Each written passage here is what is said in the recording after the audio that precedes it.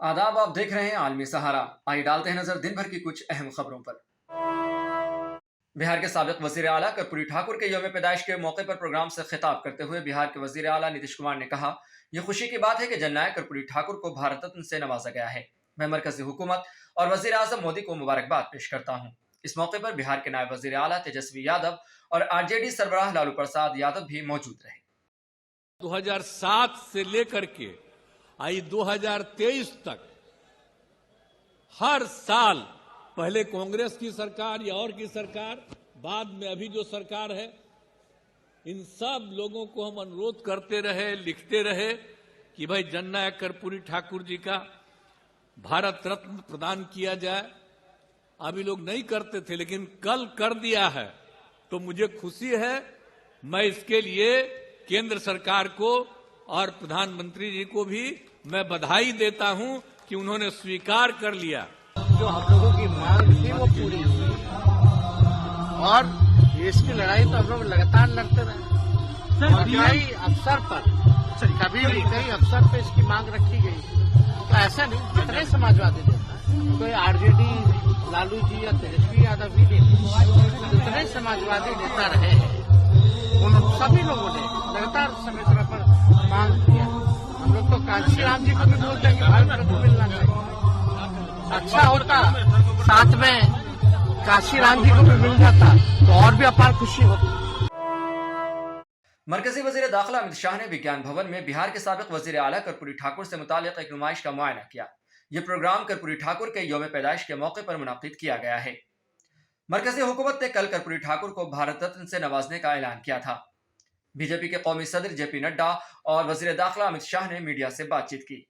वहीं इस मौके पर कर्पूरी ठाकुर को बाद अज मर्ग भारत रत्न से नवाजे जाने पर उनकी पोती डॉक्टर जागृति ने कहा, यह बहुत खुशी का लम्हा है और हम सब के लिए फख्र की बात है। जननायक कर्पूरी ठाकुर जी को भारत रत्न से सम्मानित करने का मतलब भारत के प्रधानमंत्री जी ने देश के हर गरीब और वंचित को सम्मानित किया है, ये हमें ध्यान में रखना चाहिए। कर्पूरी ठाकुर जी का जीवन हमेशा सामाजिक न्याय के लिए समर्पित रहा और उसके लिए उन्होंने परिश्रम की पराकाष्ठा की। उन्होंने गरीबों को न्याय दिलाने के लिए अपना पूरा जीवन लगा दिया। इसके लिए उन्होंने कभी भी अपने सिद्धांतों के साथ समझौता नहीं किया। 23 तारीख को हजारों, लाखों, करोड़ों गरीबों, वंचित, पिछड़े, दलित, आदिवासी, इनके मन की वर्षों की तमन्ना कि जिन्होंने पहली बार सामाजिक न्याय को मूर्त रूप देने का काम किया, वो जननायक को भारत रत्न मिले। 23 तारीख को मोदी जी ने उसको भी समाप्त। बहुत अच्छा लग रहा है, बहुत गौरवान्वित महसूस कर रहे हैं कि हम इस परिवार से ताल्लुक रखते हैं, उनकी पोती हैं हम। मैंने अपने दादा को देखा नहीं, लेकिन अपने पिताजी, अपने माताजी या पूरे परिवार, अपने बड़े पापा, भाई लोग सबसे सुनते आए कि इतने बड़े नेता, इतने जन के नायक, वो हम लोग के नहीं, पूरे देश के थे। एसएसबी खवातीन के दस्ते ने यौम जमहूरिया परेड के लिए फुल ड्रेस रिहर्सल की। आईजी एसएसबी मनोज कुमार ने कहा, दिल्ली पुलिस समेत तमाम 6 सेंट्रल आर्म पुलिस फोर्स अपनी खवातीन की ताकत का मुजाहरा करेंगी। इस साल एसएसबी अपनी खवातीन परेड दस्ते, खवातीन band team, daredevil team के साथ इवेंट में हिस्सा ले रही है और ये पहला मौका है। As Government of India has mandated that this year on the Kartavya Path on that public day, all the 6 Central Armed Police Forces, including Delhi Police, will showcase its Mahila prowess. SSB is participating in this year's function with its Mahila parade contingent, Mahila band team, daredevilry team, and they will also be a part of the beating the retreat function that will be held on 29th. वजीर आजम नरेंद्र मोदी ने दिल्ली में NCC और NSS cadet रजाकारों के एक programme में शिरकत की। वजीर आजम नरेंद्र मोदी ने नेशनल चाइल्ड अवार्ड 2024 के फातिहीन से भी मुलाकात की। वजीर आजम ने कहा कि आपने यहाँ जो सकाफती प्रेजेंटेशन दी है, उसे देखकर मुझे फख्र महसूस हो रहा है। आप यौम जमहूरिया परेड का हिस्सा बनने जा रहे हैं और इस बार ये 2 वजूहात की बिना पर खास हो गया है और पहली बार यौम जमहूरिया परेड मुल्क की खवातीन की ताकत के लिए वक्फ है। आप गणतंत्र दिवस की परेड का हिस्सा बनने जा रहे हैं और इस बार ये 2 वजहों से और विशेष हो गया है। ये 75वां गणतंत्र दिवस है और दूसरा, पहली बार गणतंत्र दिवस की परेड देश की नारी शक्ति को समर्पित है। मगरबी बंगाल की वजीर आला ममता बनर्जी ने कहा कि मेरी कांग्रेस पार्टी से कोई बातचीत नहीं हुई है। मैंने हमेशा कहा है कि हम बंगाल में अकेले लड़ेंगे। मुझे इस बात की फिक्र नहीं है कि मुल्क में क्या होगा, लेकिन हम एक सेकुलर पार्टी हैं और बंगाल में हैं। हम अकेले ही बीजेपी को शिकस्त देंगे। मैं इत्तेहाद का हिस्सा हूं। राहुल गांधी की न्याय यात्रा हमारी रियासत से गुजर रही है, लेकिन हमें इसकी कोई इत्तला नहीं दी गई।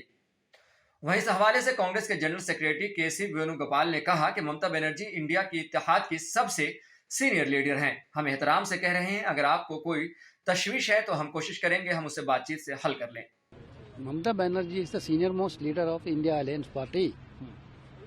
We are respectfully saying that if there is any concern in her mind, we will try and we will discuss and settle it.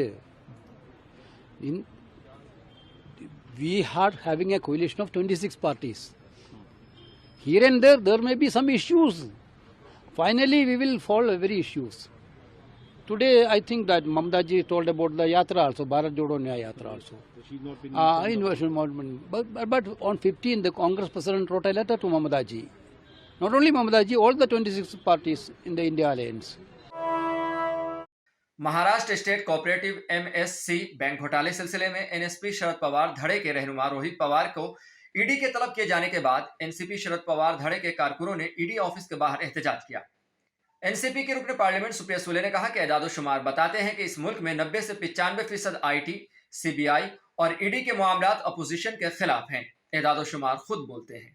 Parliament का डेटा बताता है कि ऑफिशियली केंद्र सरकार और पार्लियामेंट में एक जवाब का रिप्लाई था जो आपके चैनल पे भी दिखाया था और बहुत सारे वर्तमान पत्र में भी आया था कि इस देश में 90 या 95% 95% जो आइस इनकम टैक्स CBI और ईडी की केसेस है, ये जो विपक्ष है विपक्ष पे है। तो मेरे ख्याल से data speaks for itself. Bharat जोड़ो न्याय यात्रा के दौरान कांग्रेस रुकने पार्लियामेंट राहुल गांधी ने कहा कि हिमंता बिस्वा शर्मा मुल्क के सबसे करप्ट वजीर आला हैं, जिनका कंट्रोलर दिल्ली में बैठा है। पता नहीं हिमंता बिस्वा शर्मा को यह ख्याल कहां से आया कि वो राहुल गांधी को डरा सकते हैं। आप मेरे खिलाफ जितने चाहे केस दायर करें, मैं डरने वाला नहीं हूँ। HBS जिसको कहते हैं, उसका कंट्रोलर दिल्ली में बैठा है और वो देश का सबसे भ्रष्ट चीफ मिनिस्टर है। अब पता नहीं कहां से इसके दिमाग में आइडिया आ गया कि वो राहुल गांधी को डरा सकता है। जितने केस लगाने मेरे ऊपर लगा दो, कोई फर्क नहीं पड़ता मुझे। मैं नहीं डरता। मैं बीजेपी से नहीं डरता, मैं RSS से नहीं डरता। इंग्लैंड के शोएब बशीर को भारत का वीजा न मिलने की वजह से हैदराबाद में खेले जाने वाले पहले टेस्ट से बाहर हो गए हैं। वीजे के मसाइल की वजह से बशीर को वतन वापस इंग्लैंड जाना पड़ा। इंग्लैंड की टीम अबू धाबी में तरबियती कैंप के बाद भारत आई थी, लेकिन बशीर उनके साथ नहीं आ सके। तुर्क पार्लियामेंट ने स्वीडन की नेटो में शमूलियत की मंजूरी दे दी। तुर्क पार्लियामेंट में North Atlantic Treaty Organization NATO में स्वीडन के अलहाक से मुतालिक प्रोटोकॉल की मंजूरी के बिल पर बहस के बाद वोटिंग में हिस्सा लेने वाले पार्लियामेंट के 346 अरकान में से 287 ने बिल की मंजूरी दी, जबकि पार्लियामेंट के 55 अराकीन ने बिल के खिलाफ वोट दिया। 4 अराकीन गैर हाजिर रहे। सदर एर्दोगान चंद दिनों में उस पर दस्तखत कर देंगे, जिसके बाद हंगरी नेटो का वाहिद रुकन मुल्क रह जाएगा जिसने स्वीडन की रुकनीत की मंजूरी नहीं दी है। आपको बता दें कि किसी नए मुल्क को नेटो का रुकन बनाने के लिए उसके तमाम अराकीन की जानिब से मंजूरी लाजमी है। पेरू में मूसलाधार बारिश से हालात खराब हो गए हैं। कई जगह सैलाब आ गए हैं और कई जगह बांध टूट गए हैं। बांध टूटने की वजह से फसलें तबाह हो गई हैं, घरों में पानी भर गया है और रिहायशी कमर तक गहरे पानी में गुजरने के लिए मजबूर हो गए हैं। फिलहाल खबरनामे में इतना ही। हमें दीजिए इजाजत और ताज़ा तरीन खबरों के लिए देखते रहें आलमी सहारा।